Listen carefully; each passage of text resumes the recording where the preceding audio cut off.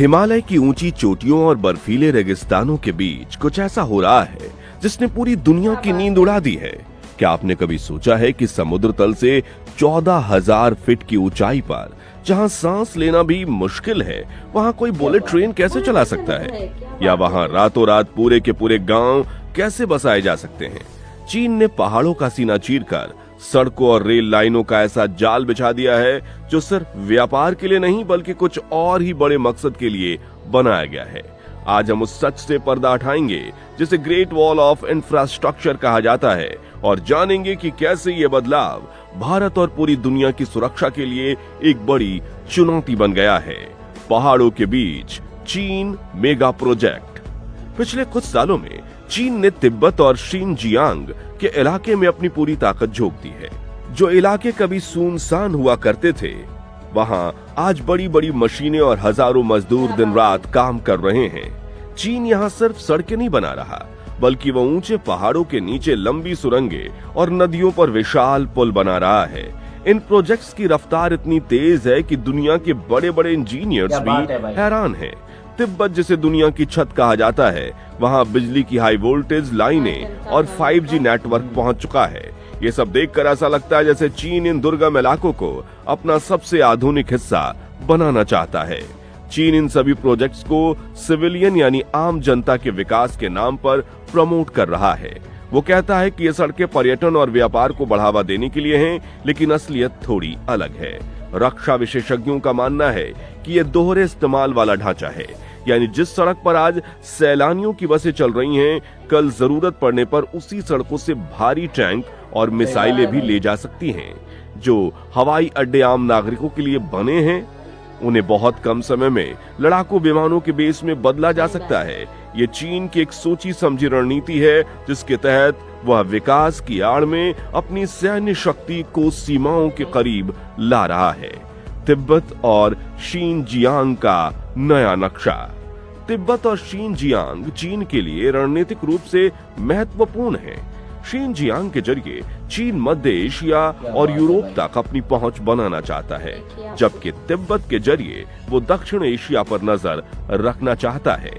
यहाँ चीन ने शियोकांग नाम के सैकड़ों आधुनिक गांव बसाए हैं। ये गांव बिल्कुल सीमा के पास स्थित हैं। ऊपर से देखने पर ये किसी सुंदर रिजॉर्ट की तरह लगते हैं, लेकिन यहाँ रहने वालों लोगों की सीमा की निगरानी में मदद भी है।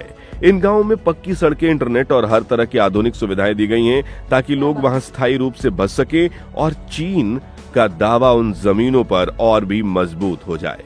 चीन अक्सर कहता है कि उसके इन कामों से तिब्बत और शिनजियांग के लोगों का जीवन स्तर सुधरेगा और वहां पर्यटन बढ़ेगा।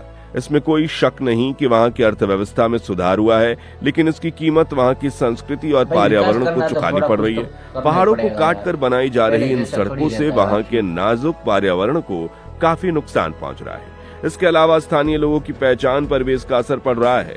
चीन चाहता है कि इन इलाकों को पूरी तरह से मुख्य धारा के साथ जोड़ दिया जाए, जिससे उसकी पकड़ वहां कभी कमजोर ना पड़े। चीन का यह बुनियादी ढांचा सिर्फ ईंट और पत्थरों का खेल नहीं है, बल्कि एक बड़े भू राजनीतिक बदलाव का संकेत है। आने वाले समय में हिमालय की इन वादियों में शांति बनाए रखना एक बड़ी चुनौती होगी।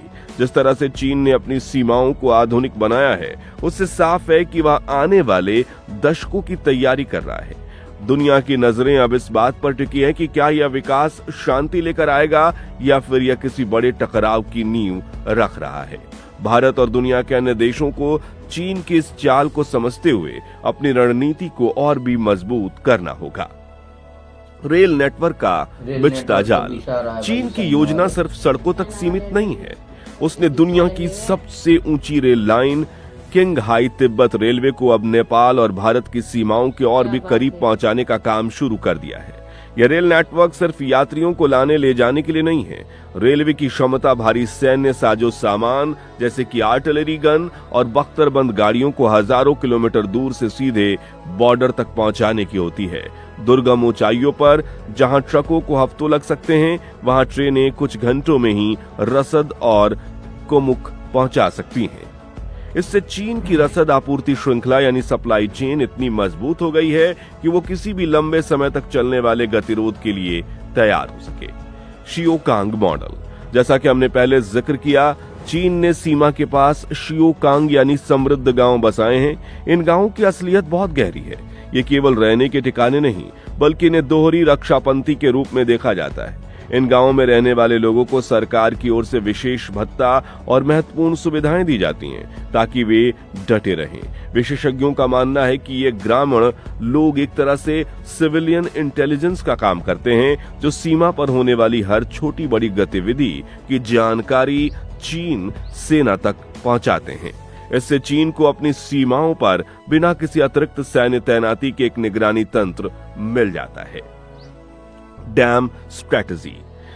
तिब्बत को एशिया का वाटर टावर कहा जाता है, क्योंकि एशिया की बड़ी नदियां जैसे ब्रह्मपुत्र, जिसे चीन के यारलांग सांगपो कहते हैं, सिंधु और मेकांग यहीं से निकलती हैं। चीन इस क्षेत्र में बड़े बड़े बांधों का निर्माण कर रहा है। इन बांधों का इस्तेमाल बिजली बनाने के साथ साथ पानी के बहाव को नियंत्रित करने के लिए भी किया जा सकता है। भारत और बांग्लादेश जैसे निचले इलाकों में बसे देशों के लिए ये बहुत बड़ी चिंता का विषय है। अगर युद्ध जैसी स्थिति बनती है तो चीन पानी के बहाव को रोककर या अचानक छोड़कर कृत्रिम बाढ़ जैसी स्थिति पैदा कर सकता है, जो भारत के उत्तर पूर्वी राज्यों के लिए गंभीर खतरा साबित हो सकता है। हवाई पट्टियों और रडार स्टेशनों का डेवलपमेंट। शीजियांग और तिब्बत में चीन ने अपने हवाई अड्डों की संख्या पिछले 5 सालों में दोगुनी कर दी है। इन हवाई अड्डों पर अब हॉर्न्ड शेल्टर बनाए गए हैं, जो बमबारी के दौरान लड़ाकू विमानों को सुरक्षित रख सकें। इसके अलावा ऊंचे पहाड़ों की चोटियों पर विशाल रडार स्टेशन और सिग्नल इंटेलिजेंस केंद्र स्थापित किए गए हैं। ये केंद्र न केवल चीन की हवाई सीमा की रक्षा करते हैं, बल्कि भारत के अंदरूनी हिस्सों में होने वाली गतिविधियों और संचार पर भी नजर रखने की क्षमता रखते हैं।